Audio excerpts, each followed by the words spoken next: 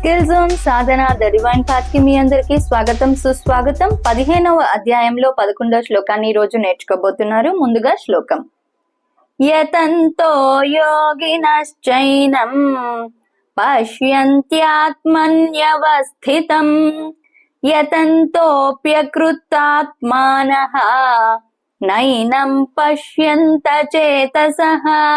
ఎలా చదవాలో చూద్దాం. యతంతో యోగినశ్చైనం పశ్యంత్యాత్మన్యవస్థితం యతంతో ప్యకృతాత్మానః నైనం పశ్యంత చేతసః. మరొకసారి పూర్తి శ్లోకం.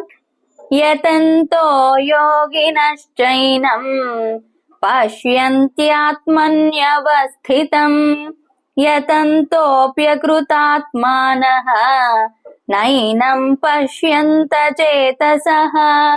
దీని భావం ఏంటో చూద్దాం.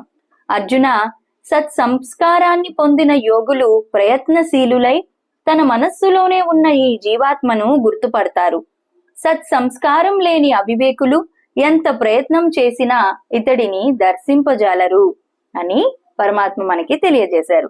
మరొక శ్లోకంతో మళ్ళీ మీ ముందుంటాను. ఛానల్ ని సబ్స్క్రైబ్ చేసుకోండి. వీడియో నచ్చితే లైక్ చేయండి, షేర్ చేయండి. హరే కృష్ణ.